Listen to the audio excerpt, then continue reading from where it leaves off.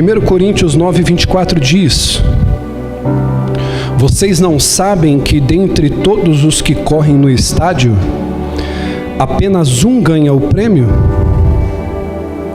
Corram de tal modo que alcancem o prêmio. Todos os que competem nos jogos se submetem a um treinamento rigoroso para obter uma coroa que logo perece, mas nós fazemos para ganhar uma coroa que dura para sempre. Se assente, por favor.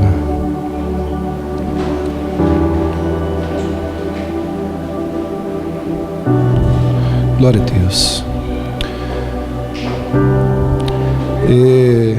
Eu queria pedir principalmente para vocês que estão um pouco mais à frente aqui, que vocês tenham um pouquinho de paciência, porque se vocês perceberem, a gente puxou as cadeiras um pouco mais para frente, porque já chegou metade das cadeiras que a gente tinha encomendado, graças a Deus. E para aqueles que são incrédulos, vai aqui mais uma aula de fé para você. A fé é a certeza das coisas que não se veem. Então, o nosso propósito foi de 32 cadeiras, nós já recebemos 12 cadeiras, que a gente disponibilizou na última fileira, os corredores estão menores. Provavelmente na próxima semana ou na outra já chega outra remessa. E eu quero agradecer muito você que entrou nesse propósito com a gente, você que está sendo um visionário do reino de Deus. Quero louvar Deus pela sua vida. Então aqui talvez fique um pouquinho desconfortável, tenha que ficar olhando um pouco para cima, mas é necessário. Então as próximas cadeiras chegando, a gente vai ajustar um pouquinho mais, vamos fazer mais uma fileira de cadeira aqui e vamos explorar um pouquinho o nosso corredor aqui à minha esquerda, para que possa haver um conforto e a gente não aglomere. Amém? Estamos trabalhando em manutenção para que você possa cada vez mais ficar bem instalado e confortável na nossa igreja, tá bom? Persistindo o frio, nós estamos pensando em colocar pelo menos 1 ou 2 aquecedores também, para que a gente possa fazer um ambiente bem gostoso, embora a previsão diga que as temperaturas aumentem a partir de sábado, mas foi uma sugestão que a gente recebeu de alguns membros aqui, a gente achou interessante. Então, de repente, naquele frio, seja bênção ficar bem aquecidinho. Amém? Esse texto aqui que nós lemos, querido, Paulo vai falar sobre uma corrida. Diga comigo, corrida. Nós falamos na semana retrasada sobre a corrida da fé. Paulo, ele faz aqui uma comparação. Ele diz que todos estão correndo, mas somente um ganha o prêmio. E é interessante que Paulo, ele diz: corram de tal forma para que alcancem o prêmio. Corram de tal forma para que alcancem o prêmio. Ou seja, sou eu que tenho, Rafa, que me preparar. Sou eu que tenho que fazer minha parte, de tal forma, correr de tal maneira, para eu chegar em primeiro lugar. Porque o fato e a verdade é que nós estamos competindo. Quando você levanta pela manhã, você já está numa competição. Tem pessoas que levantam num ritmo mais acelerado, sim ou não? Tem pessoas que são mais aceleradas, tem pessoas que são mais lentas, mas a verdade é que todos nós, em algum nível de nossas vidas, nós estamos em uma competição. E a verdade é que a gente precisa entender que nessa competição nós estamos numa corrida. Então a gente já acorda entrando nessa corrida. E você percebe que aquela pessoa que acorda atrasada, o dia dela já parece que não rende. Quem já percebeu isso? Você acordou atrasado, tudo parece que fica meio amarrado, meio travado. Você chega atrasado no trabalho, aí já te dá a impressão de que as pessoas estão com a cara meio virada para você, sim ou não? Porque você nessa corrida chegou atrasado. Então é inevitável, nós estamos nessa corrida. Você, querendo ou não, você está numa competição. Querendo ou não, nós estamos numa jornada, seja num ritmo acelerado ou num ritmo desacelerado, nós estamos numa jornada. Bispo, que jornada? Uma jornada rumo ao sucesso ou rumo ao fracasso, como você queira encarar. E parece que nos dias de hoje, está cada vez mais se criminalizando falar de sucesso em si. Parece que Cristo não triunfou. O Por isso que eu digo para você, muito cuidado com o que você consome fora da igreja e do pastor que te ensina. Porque me parece muitas vezes que se falar de sucesso, falar de vitória, você não é um pastor bíblico mais. Quem já parou para perceber isso? Ou você virou um pastor coach. Mas Cristo triunfou de uma vez por todas sobre a morte. Ele triunfou. E eu quero dizer para você, tem pessoas que estão levantando e elas não estão percebendo que a vida, ela é competitiva. A fé, ela nos faz largar na frente. A fé nos dá vantagem. Eu vou repetir isso aqui. A fé nos dá vantagem. A fé faz a gente sair na frente. A fé te faz enxergar o que o incrédulo não está enxergando. A fé te faz ver o que muitos não estão vendo. Até porque, querido, preste atenção, quantas igrejas nós temos percebido que estão demorando para retomar após a pandemia, sim ou não? Quantas empresas? Tem muita pessoa que arrebentou com a fé. Enquanto todos estavam dando passos para trás, poupando, com medo, teve gente que avançou, teve gente que arrebentou, sim ou não? Teve pessoa que prosperou, teve pessoa que mudou de emprego, teve pessoa que arrebentou, teve pessoa que abriu o seu negócio no meio da crise. Teve pessoa que hoje está trabalhando para ele mesmo por causa do auxílio emergencial. Teve gente que pegou para ir comprar roupa, teve gente que pegou auxílio emergencial para comprar celular, para comprar eletrodoméstico, teve gente que foi lá, comprou tudo de farinha, tudo de manteiga, começou a cozinhar, começou a fazer bolo, comprou massa, fez coxinha, começou a vender para fora e está com o seu negócio hoje. Porque a fé te coloca na frente, a fé te dá vantagem, porque você vê coisa que os outros não estão vendo. Então nós estamos nessa competição. Alguns estão rumo ao fracasso, outros estão rumo ao sucesso. Tudo depende da sua disposição de crer e de entender como você está vivendo. Amém? Então você tem que levantar de manhã, você tem que lutar, você tem que competir com aquela pessoa que trabalha com você. A verdade é essa, você tem que competir. Você não precisa puxar o tapete dela. Você não tem que fazer mal para ela para você crescer, mas é uma competição. A gente vive nessa jornada, nessa competição. Você tem que lutar dentro de onde você trabalha. Fica acomodado, fica com um espírito tímido dentro da empresa que você trabalha. O seu adversário, ele vai te engolir. Ah, eu tenho um comércio, bispo, eu vendo açaí, eu corto o cabelo, eu faço sobrancelha. Fica intimidado lá, esperando o cliente entrar. Não seja agressivo no WhatsApp, não seja agressivo na postagem, não seja agressivo na promoção, para você ver se não vão engolir você. Então você tem que lutar. Você tem que lutar pelo teu casamento, porque senão o amante vai querer roubar teu marido, o amante vai querer roubar tua esposa. Você tem que ser agressivo, você tem que lutar pela tua esposa, pelo teu casamento. Se você não lutar pelos teus filhos, tá aí ideologia de gênero. A gente tá vendo o que está acontecendo aí, ó. A gente tá vendo o que está acontecendo com o conservadorismo no nosso país. Então se você não lutar, se você não levantar a cabeça, se você não for para cima, você vai perceber que você vai ficando para trás. As pessoas vão passando por cima de você, é como uma manada que vai te atropelando. Se você não se levantar e entender, opa, eu estou numa corrida. Amém? Então nós imaginamos aqui, hipoteticamente, o seguinte cenário. Na semana passada, e eu quero que você imagine agora comigo. Imagine que você está num estádio. E ao seu lado direito e ao seu lado esquerdo tem alguns competidores já preparados ali, se aquecendo para a corrida. E o estádio está lotado. Como é que está o estádio? O estádio está cheio, as arquibancadas estão lotadas.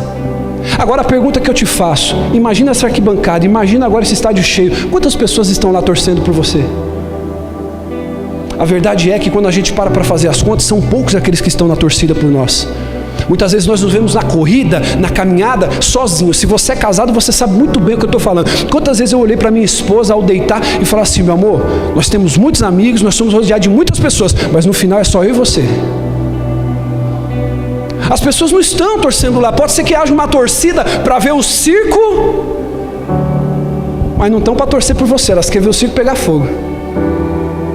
E agora você está lá esperando dar o tiro de largada, você está se aquecendo junto com os competidores ali, e pá, é dado o tiro de largada, você começa a correr. E nós falamos então sobre esse raciocínio. Paulo vai dizer assim, ó, corram de tal maneira que vocês alcancem o prêmio.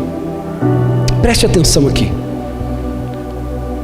Você percebe uma característica logo de início, que é o que? A explosão. Quem recebeu o vídeo que eu mandei hoje no WhatsApp?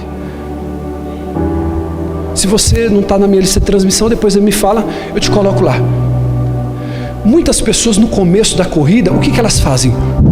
Elas têm explosão, elas dão tudo de si, sim ou não? A pessoa abriu o comércio dela, o que ela faz? Ela trabalha das 7 às 7, das 7 às 10, das 7 à meia-noite, sim ou não? Ela está com gás, ela está com explosão.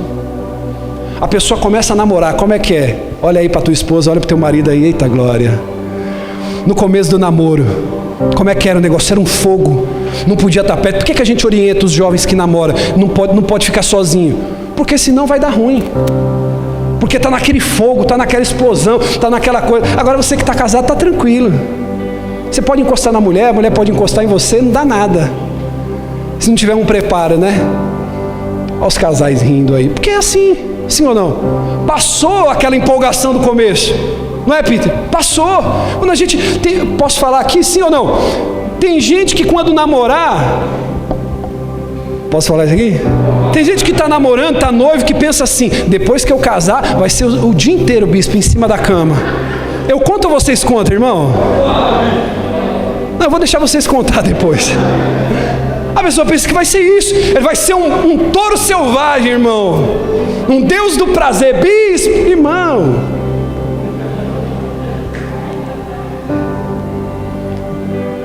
A coisa vai precisar ser mais com qualidade do que quantidade. Sim ou não? Porque a coisa, ela perde a explosão do começo. Você vai perceber que a tua esposa, ela não vai se deitar com você se ela estiver chateada.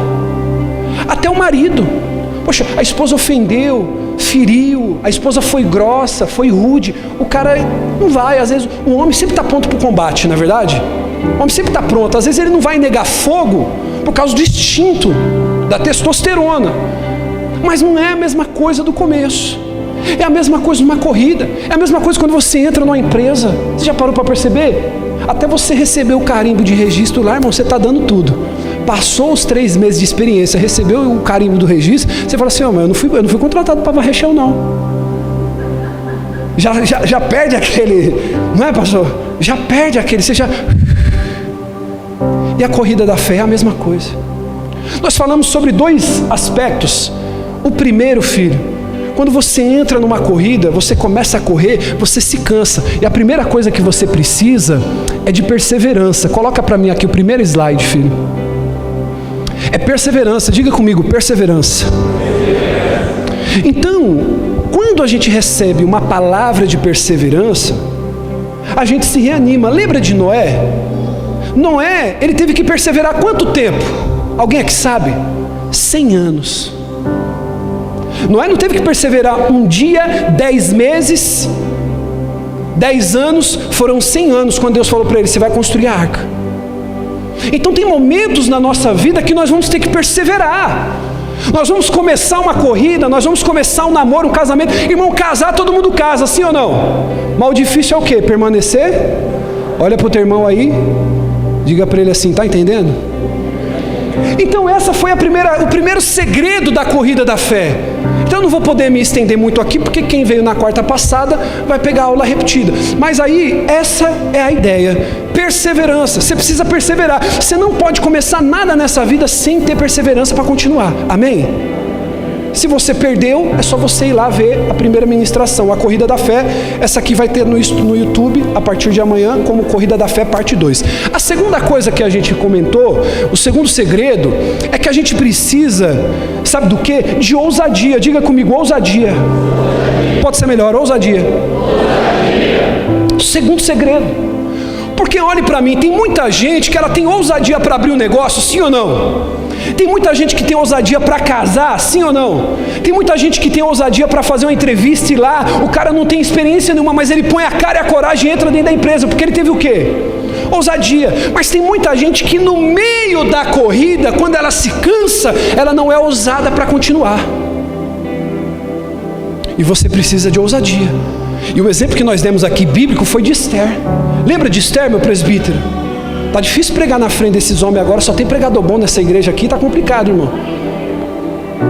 Esther, ela ficou sabendo do decreto que manipularam com o rei Assuero, e aí o decreto era que ia matar todos os judeus, meus presbíteros. E aí então a Bíblia diz que Esther, ela só tinha 2 alternativas. Quantas? Ela só tinha duas: ou ela entrava na presença do rei correndo o risco de perder a vida, ou ela aceitava a morte iminente. Só que aí, meu caro, sabe o que ela fez? Ela entrou na presença do rei, ela foi ousada. Uma pessoa que entrasse na presença do rei sem autorização e o rei se abusasse, o rei mandava matar. Esther, ela entrou na presença do rei, ela teve ousadia. O rei poupou ela e poupou toda uma nação. Às vezes está faltando ousadia para Deus poupar você e a tua casa. Às vezes está faltando ousadia para Deus poupar você e a tua igreja, você e o teu casamento, você e o teu marido. Você teve ousadia para entrar no casamento, agora você vai ter que ter ousadia para esse casamento melhorar, para esse casamento arrebentar, para esse casamento dar certo. Você teve ousadia para abrir teu negócio, agora você vai ter que ter mais ousadia ainda para bater de frente com esse concorrente seu. Você vai ter que ter ousadia agora para você crescer dentro dessa empresa. Ô bispo, mas eu estou bem, eu estou ganhando 2 mil, 3 mil. Mas em nome de Jesus, se você for ousado lá dentro, você vai para 4, 5, 6. Eu vou repetir isso aqui. Você entrou lá, você teve ousadia para fazer teu negócio. Mas agora, no meio do jogo, no meio do caminho, você vai ter que ter ousadia, porque se hoje você fatura 2, 3, 4, você vai para 5, 6, 7, 8. Então, irmão, se você veio aqui para dormir, você está perdendo seu tempo. Ou é tudo. Então, quando a palavra vier, você vai pegar, você vai dizer: amém, é minha, é para mim essa palavra. Revoltado no culto, indignado, é para mim, chega de ganhar miséria. Chega de ficar contando moeda. Chega de viver com azar no amor. Quando a palavra vier, você vai fazer o quê? Amém. Diga: é para mim essa palavra. Não, você vai dizer do mesmo jeito que eu estou fazendo aqui, você, com raiva. Você vai falar: é para mim essa palavra. É para mim. É para mim. Você tem que falar isso. É para mim essa palavra. Irmão, deixa eu dizer uma coisa para você. A fé não é tímida. Perdeu a chance de anotar essa. A fé não é tímida. A fé, ela é violenta. A fé é sagaz. A fé, ela vem com uma indignação. Então, ousadia. Diga comigo: ousadia. Então você está no meio da corrida, você se cansa. Aí vem uma palavra de perseverança. Você falou: opa, eu vou continuar. Aí você caminha mais 500 metros correndo. Só que depois desses 500 metros você começa a sentir as pernas cansando. E está como Paulo. Aqueles que correm nos estádios correm para uma coroa corruptível. Nós estamos correndo para quê? Uma coroa incorruptível. Aí você se cansa, vem uma palavra de ousadia. Aí você fala: eu vou mudar a estratégia. Eu vou colocar um LED, vou pôr um pisca-pisca. Vou comprar uma lingerie para o meu marido. Um homem lá vai fazer um jantar, vai levar a esposa para comer fora. Ele vai ter ousadia, vai apimentar o negócio, vai para cima, a coisa vai dar certo. Só que depois de um tempo você continua correndo mais 500 metros. Aí o que acontece? Você cansa. Diga: cansa. Começa a enfraquecer. Você começa a olhar os problemas. E posso falar uma coisa, sim ou não? Uma das coisas que mais mata ministério, empresário, funcionário, cristão, sabe o que é? Anote essa. Uma das maiores armas para matar a fé e a coragem de um ser humano é a comparação.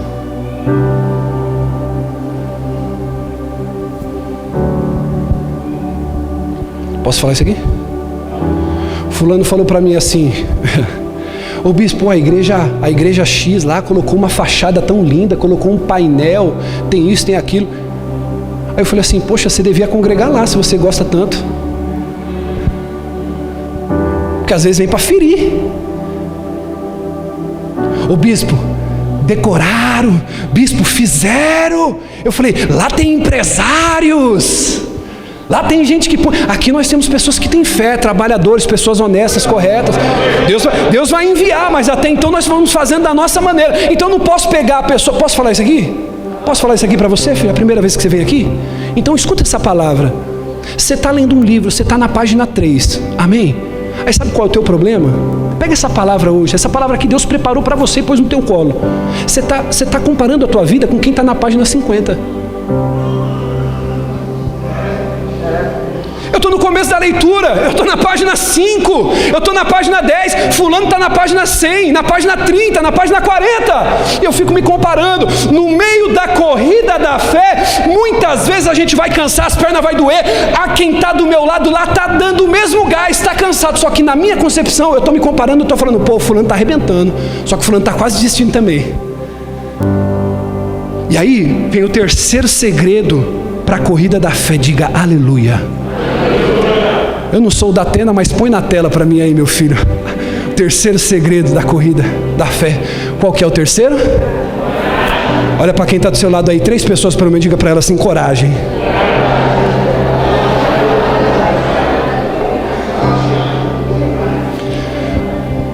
Quem entrou aqui para uma resposta de Deus?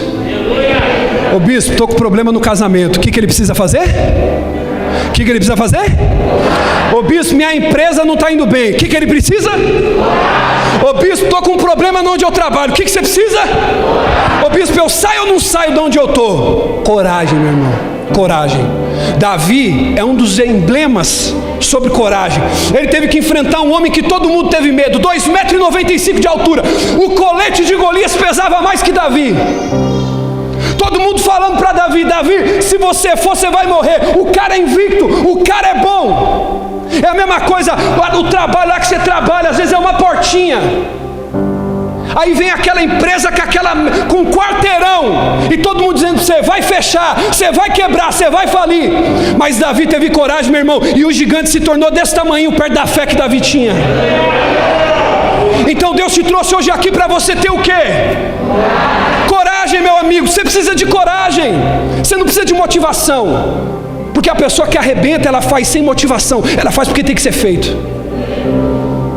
Então eu preciso de coragem para enfrentar. Eu estou com problema no casamento, então eu tenho que ter coragem. Eu estou com problema.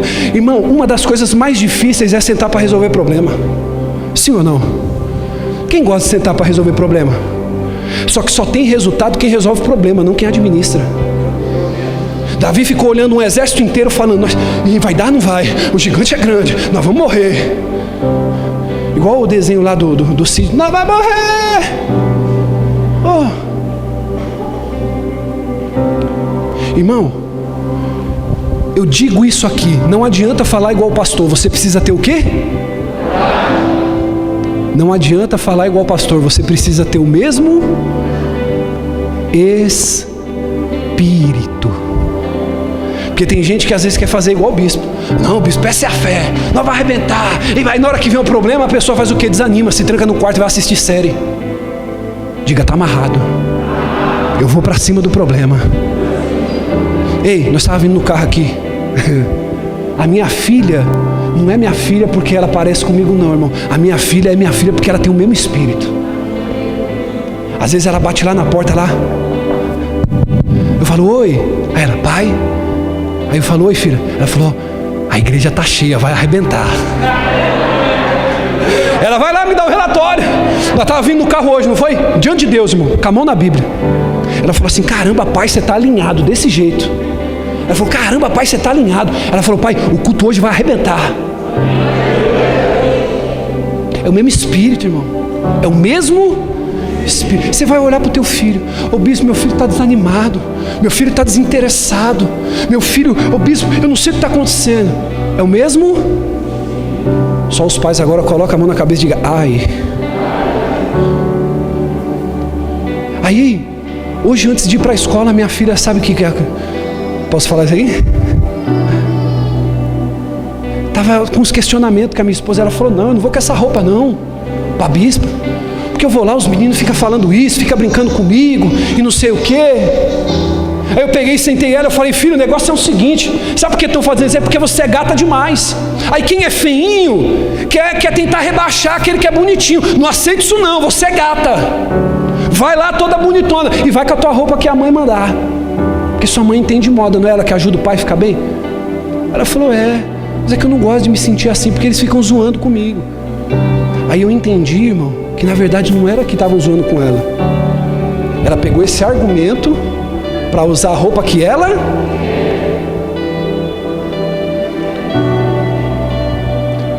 E eu falo para minha esposa, sabe qual é o desafio da gente que tem filho super inteligente? Como você tem a Manu, como você tem o seu, sabe qual é o desafio? Não bloqueá-los. Guarde isso. Eu não posso bloquear meus filhos. Porque quando eu percebo isso, eu tenho que perceber a inteligência por detrás. E aí é um desafio dos pais, porque se eu bloquear a criatividade dela, ela fica uma criança depois bloqueada, sim ou não? Agora eu preciso de coragem, diga coragem. Quando todo mundo estava olhando para o porte físico de Golias, sabe o que Davi estava olhando? O que ia ganhar quem matasse o gigante. Eu já falei isso aqui, vou falar de novo. Posso falar isso aqui? Posso falar isso aqui? Sinceramente, assim como eu, quem já passou uma situação assim? Você recebe dia 5 e dia 20, chega dia 10, acabou o dinheiro. Quem já passou por isso? Não, seja franco, irmão. Quem já passou por isso aqui? Levanta a mão. Quem já passou por isso? Diga assim, está amarrado. Viver contando moeda é fácil? Viver com dívida é fácil? Só que deixa eu te fazer uma pergunta. Ter uma folha de pagamento para pagar 30, 50 funcionários é fácil também? Não é. Você vai ter que escolher o seu difícil e lutar. Não tem esse papo, meu irmão. Você tem que ter coragem. Viver na dureza é difícil. Viver endividado é difícil. Mas também enriquecer não vai ser fácil não. Você está pensando que é só vir aqui trazer uma oferta, irmão? E Deus vai fazer se você não levantar mais cedo, se você não estudar, se você não ler livros. A coisa não vai andar. Eu tenho 36 anos. Quantos anos? 36. Eu tenho pelo menos 7 livros que me ensinam a cuidar de finanças. E o ideal, posso te falar? Para a sua idade, bispo, eu tenho 30 anos. Eu tenho 40. Você tem que ter pelo menos um livro por ano que te ensine a cuidar do teu dinheiro. Um livro sobre casamento. Ou se você não gosta de ler, você precisa pagar uma palestra legal para você ir sentar lá e aprender com um cara que é casado 40, 50 anos. Para um cara que é milionário, bilionário, como é que ele fez multiplicar? Porque prosperar não é só guardar. Até porque eu desafio qualquer um nessa noite aqui a mostrar para mim na Bíblia onde que Jesus te ensinou a guardar. A única coisa que ele falou foi Apocalipse: guarda o teu, para que ninguém roube. Quando ele deu os talentos, por que ele amaldiçoou que enterrou o talento? Porque ele guardou. E ele abençoou quem? Quem multiplica. Ou seja, dinheiro não é para eu guardar, dinheiro é para eu multiplicar. Olha para o teu irmão, mas para isso precisa de coragem.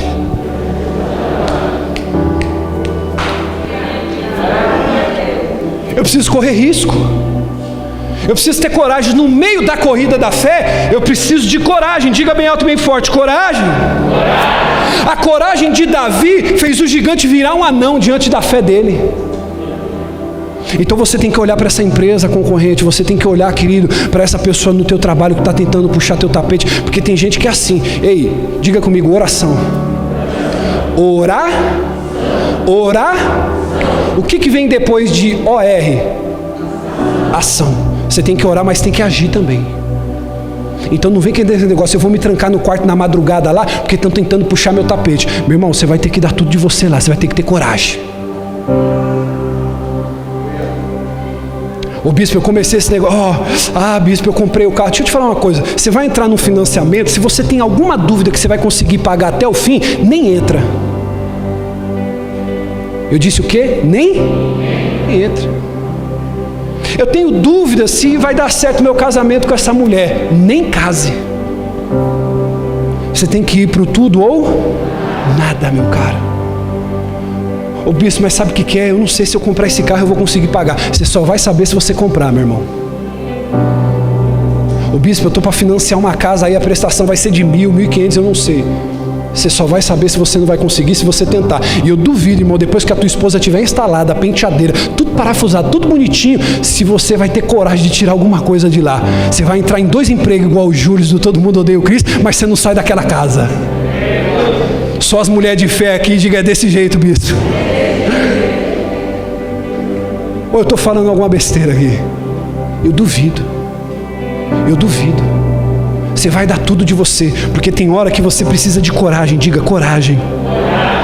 Então, meu irmão, a coragem é um dos ingredientes mais poderosos da jornada da fé. É a coragem. Você teve coragem para entrar nesse negócio aí, não teve? Teve gente que saiu do trabalho para poder abrir seu negócio. Teve gente que saiu do seu negócio para entrar no trabalho, para ter estabilidade. Você teve coragem para entrar nessa empresa. Então para de olhar para o tamanho desse problema. Para de olhar para o tamanho que eles são. E começa a olhar para o tamanho do seu Deus. Comece a olhar para o tamanho do seu Deus. Olha para 2 ou 3 pessoas e diga para elas assim: para de olhar para o tamanho do seu problema e olha para o tamanho do seu Deus.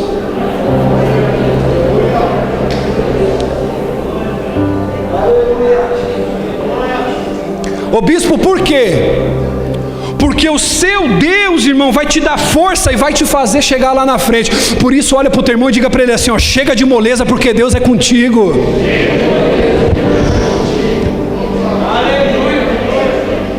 Posso falar isso aqui? Quem é bom em dar desculpa não é bom em mais nada. Olha para o teu irmão e diga assim: chega de moleza. Deus é contigo. Aponta o dedo para ele e diga assim: você vai arrebentar onde você estiver e o que estiver fazendo.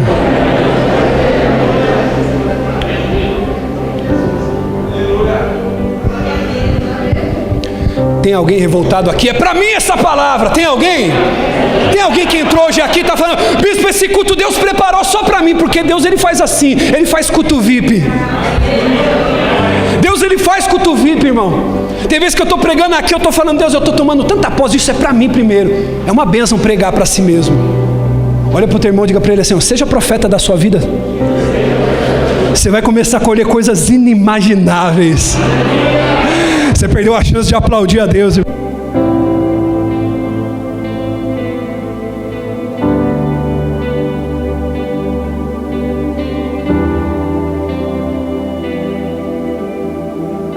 Então o nosso maior problema é a gente ficar olhando para o tamanho da dificuldade. O nosso maior problema é ficar olhando para o tamanho da dificuldade. Então eu não posso ficar olhando para o tamanho da dificuldade que se levanta. Posso falar uma coisa para você aqui, sim ou não? Quem me ouve, diga amém.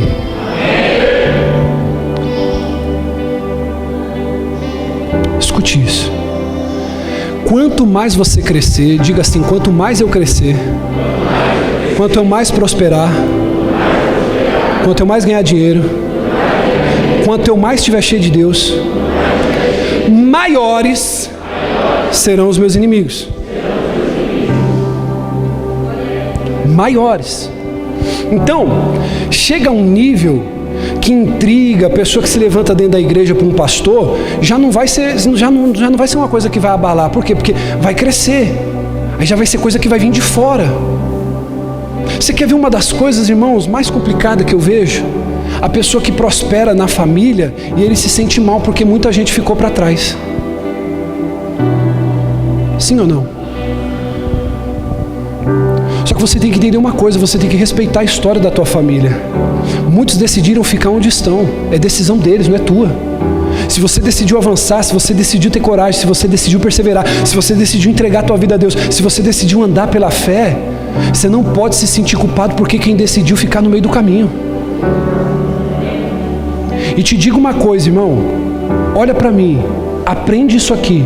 Uma pessoa que você conhece que está bem na vida financeiramente, ela não empresta dinheiro. Eu disse que a pessoa que está bem na vida...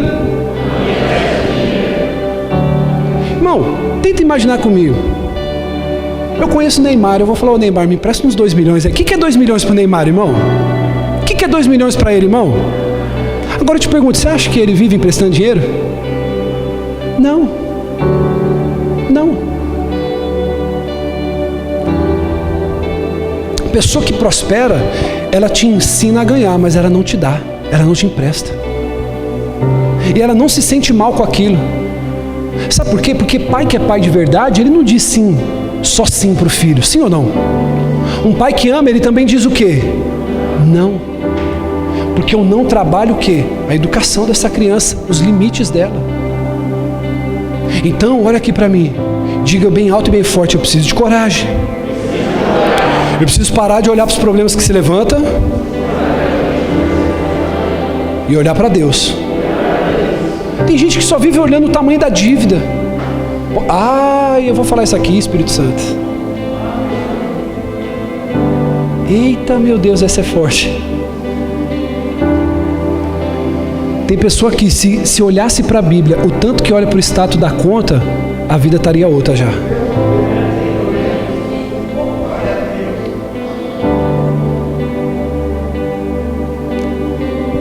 Diga assim: a minha dívida é grande, mas a minha fé é maior. Irmão, eu estou para contar um testemunho aqui, eu vou dar uma parte.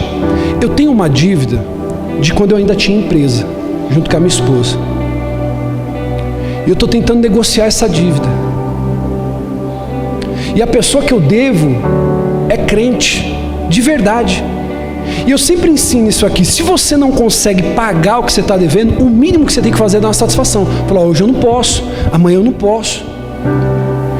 Eu vendi os bens que eu tinha, eu vendi carro para pagar funcionário, nós vendemos a empresa que tínhamos, negociamos tudo, pagamos tintim por tintim. Essa pessoa, além de ser um casal de Deus, são pastores, eram fornecedores meus, são amigos de jantar na minha casa, eu jantar na deles. E eu comumente estava dizendo assim: olha, eu estou com a dívida assim, estou com a dívida assada. E aí recentemente eu estava fazendo meus exercícios, caminhando na esteira, e o Espírito Santo falou: você não pode avançar devendo ninguém. Não é uma coisa alguém te ligar falando paga, é o Espírito Santo dentro de você falando assim: a sua dívida é pequena perto do tamanho da tua fé. E eu não entendi aquilo, eu só me senti incomodado e liguei para a pessoa. Mandei uma mensagem, mandei um áudio. Falei: olha, aqui é o bispo, estou ligando para te dizer que a partir de hoje eu vou dar um jeito de pagar essa conta. Eu me responsabilizo. O que você pode fazer? Você pode parcelar? Posso te dar por mês? O que dá para fazer? A pessoa me respondeu com um amor maravilhoso, só que ela não tocou no assunto. E a minha inteligência me diz, e aí junto com a minha inteligência eu estou usando minha fé, que essa dívida vai ser perdoada, irmão. Porque se eu estou procurando a pessoa para dar satisfação do que eu estou devendo, a pessoa me responde, mas não toca no assunto, é porque de repente a pessoa já perdoou, mas ela quer ver o meu cá.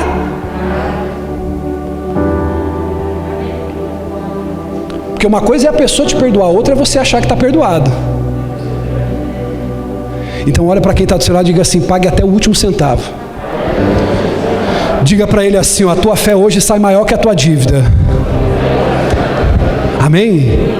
Eu profetizo aqui, irmão, sobre a tua vida, que você vai chegar em lugares altos, mas tenha caráter. Não negocie o teu caráter, amém? Se você crê nisso, aplaude bem forte a Deus.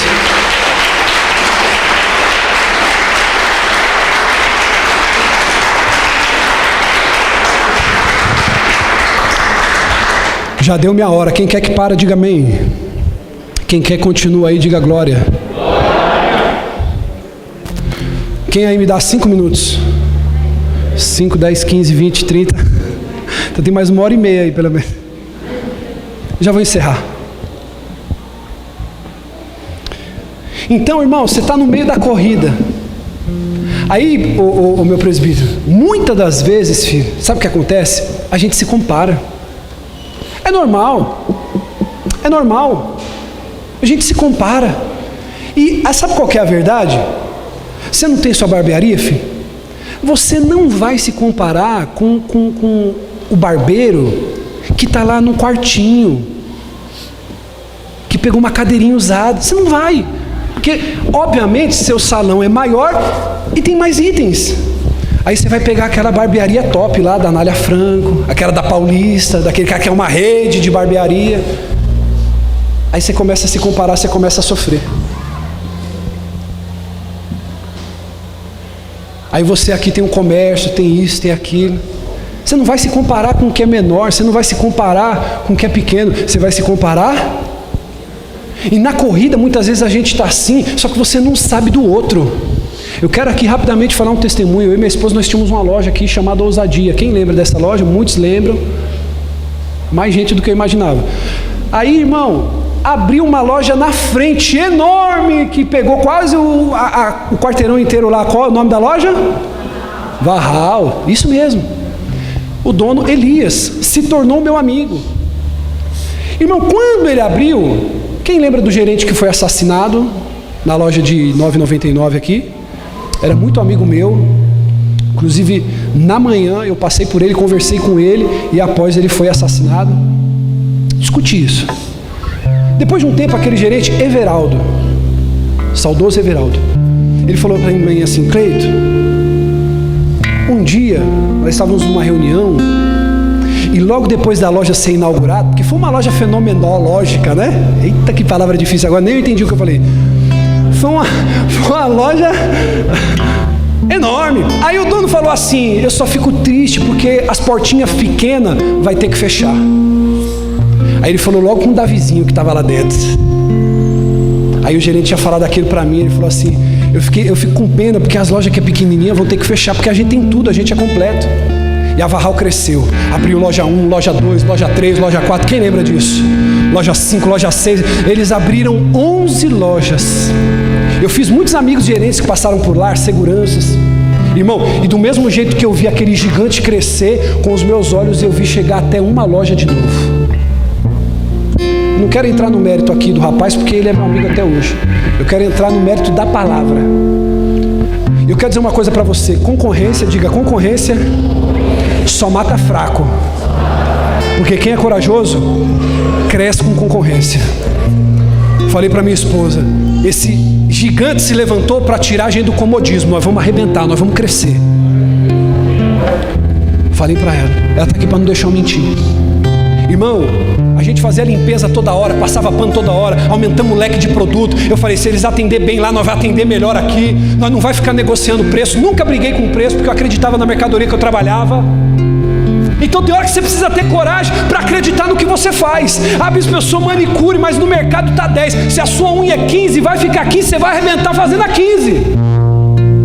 Você tem que ter coragem para acreditar. E quando a gente está no meio dessa caminhada, a gente começa a se comparar. Irmão, ninguém sabe como está o bolso do outro. Ninguém sabe. Ninguém sabe.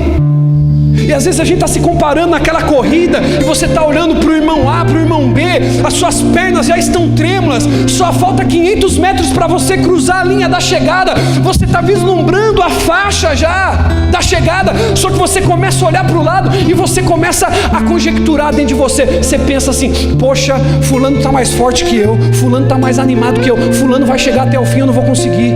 Olha para quem está do seu lado e diga assim: para de se comparar. Eu encerro aqui com um quarto segredo para você vencer na corrida da fé. Coloca para mim. Quarto segredo. Eu vou contar até 3. Você vai ler bem alto e bem forte. 1, 2, 3. Fé. Escute que no começo eu falei perseverança não é o mesmo que esperança. Perseverar não é o mesmo que esperar, ter esperança. Então quando você está na reta final, quando você está caminhando e você já não tem mais força, você está cansado, está olhando para o casamento, bispo, eu já não vejo mais solução, a minha empresa parece que vai fechar, parece que eu vou ser mandado embora, parece que nunca mais eu vou voltar a ser cheio de Deus, bispo. O quarto segredo da corrida da fé, olhe para quem está do seu lado e diga assim: tenha fé e esperança. E não tem como falar de fé sem falar do pai da fé, Abraão. Abraão teve a promessa de Deus que seria pai, e ele passou a vida inteira Deus falou para ele assim: você vai ser pai de uma multidão. E ele não esperou um mês, ele não esperou um ano, ele esperou uma vida inteira, o cumprimento dessa promessa, e nada da promessa se cumprir. Isso aqui é muito forte. Abraão esperou vários anos e a promessa não se cumpria. O tempo começou a se tornar inimigo de Abraão. Tem muitas pessoas que estão hoje aqui, precisam ouvir essa palavra. Às vezes o tempo se tornou o seu inimigo, e você está precisando que Deus ele olhe para você. Eu começo a imaginar, dona Josi, que as pessoas olharam, Diaconisa Elis, para Abraão e disseram assim: o Deus que você serve mentiu para você, porque ele te prometeu e faz muito tempo e não se cumpre. As pessoas poderiam olhar Ezequiel para Abraão e dizer assim: Deus mentiu para você, Abraão, Deus te enganou, como é que você vai ter um filho com 99 anos, meu caro? A tua esposa não te deu filhos quando ela era jovem, como que ela vai te dar filhos agora com quase 100 anos? Deus mentiu para você. E tem muita gente hoje aqui que veio para esse lugar para ouvir a boca do homem de Deus dizendo para você: Deus não mente para ninguém, não deve nada para ninguém. Se Ele te prometeu, é questão de tempo, ainda vai se cumprir, ainda vai se cumprir. Se a promessa não veio de homens, ela veio de Deus, fique tranquilo, meu amigo, porque você veio aqui para ouvir que ela vai se cumprir na tua vida.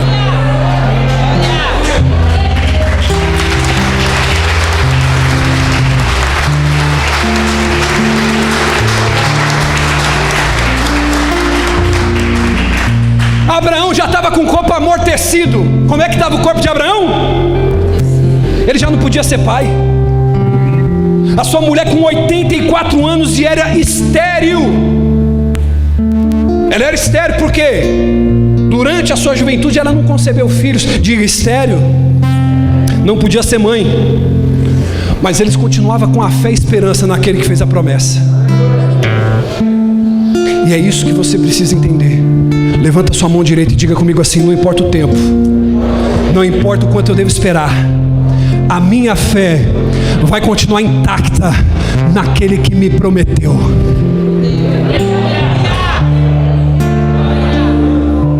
Eles mantiveram os olhos na promessa, não na circunstância.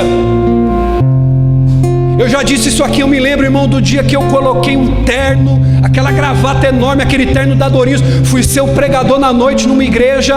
Irmão, eu preguei, não que eu preguei mal, mas eu fui tão duro. A minha esposa, a maior motivadora do meu ministério, ela falou assim: meu amor, se eu sou o pastor da igreja, eu nunca mais te chamo. Lembra disso?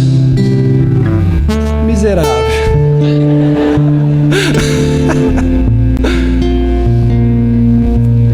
Eu falei assim: bom, se a minha esposa, irmão, não tem como, tua mulher, teu marido vai ser o mais verdadeiro, não tem como.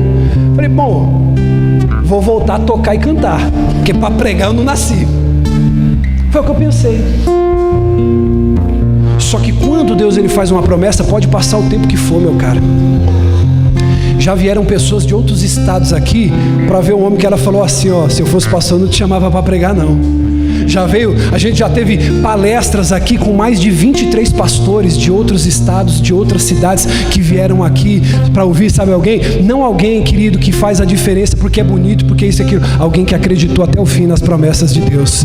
Eu sempre profetizei em cima desse altar que nós não precisaríamos ir para os grandes centros, mas os grandes centros viriam até aqui para ouvir a mensagem que Deus tem colocado no nosso coração. E a gente tem visto dia após dia isso se cumprir. Levanta a mão só quem é de outro bairro aqui: Hermelino Matarazzo, Itaquaquecetuba, pessoas que vêm de outros bairros, irmão. Nós temos várias pessoas que estão congregando aqui, pessoas que vêm de outros bairros, pessoas que levam meia hora, 20 minutos, 40 minutos para chegar até aqui.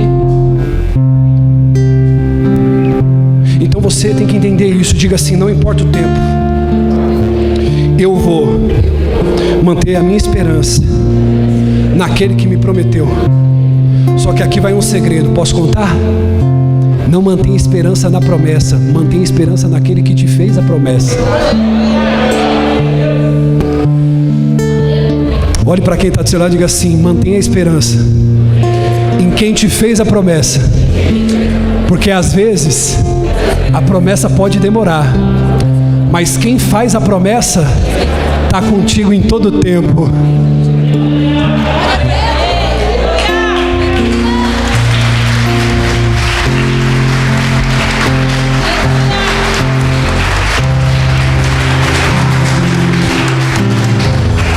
O bispo foi o resultado da fé de Abraão. Abraão, com 99 anos, foi pai, mesmo depois de ter passado da idade de ter filho. Sabe por quê? Porque quando a promessa se cumprir na tua vida, ela vai contra toda a lógica humana. Sara, com 85 anos, mesmo sendo estéril, teve um filho chamado Isaac. Diga Isaac. A promessa se cumpriu, vale a pena ter fé e esperança. Abraão creu na promessa daquele que havia falado com ele lá no começo da corrida em Ur dos Caldeus. Eu preciso ter fé para chegar até o fim naquele que me chamou no começo. Deus chegou para Abraão: Abraão, lá em Ur dos Caldeus falou: sai da tua terra e da tua, e vai para uma que eu te mostrarei. Para eu chegar até o fim, eu preciso acreditar naquele que me chamou no começo. Diga glória a Deus. Então não perca a esperança daquele que começou com você lá no começo da partida, daquele que começou com você lá quando você não era nada, não era ninguém. Não perca a esperança daquele que começou com você a partida. Por quê? Porque o mesmo que começou com você vai atravessar a faixa de chegada com você lá no final. Ele vai estar com você. Ele diz: eis que estou contigo até a consumação dos séculos. Não importa se a promessa não se cumpriu, o que importa é que quem fez a promessa vai cruzar a linha de chegada com você no final. Ah, meu Deus! Só quem está com Ele, só quem está com Ele, só quem está com Ele. Diga assim: está difícil, eu posso até estar cansado, mas quem fez a promessa, levanta a mão assim, ó, e faz assim agora, ó, está fechado comigo. Diga assim: quem fez a promessa está fechado comigo. Ah, meu Deus! Diga comigo: Deus não deve nada para ninguém. Agora eu te pergunto uma coisa, Juscelene, é sacrificante correr até o final da corrida? Sim ou não? Sim. É sacrificante correr até a linha de chegada. Só que tem uma coisa, olha para o teu irmão assim: sacrifício sempre vale a pena no final. Por isso, não desista do teu casamento, não desista da tua empresa, não desista da tua vida, não desista do teu ministério, não desista do teu chamado, não desista dos seus filhos, não desista do teu sonho. Por quê, bispo? É sacrifício, mas quando você chegar no final, você vai falar: valeu a pena perseverar, valeu a pena cansar as pernas, valeu a pena acreditar naquele que fez a promessa, porque você vai cruzar a linha de chegada.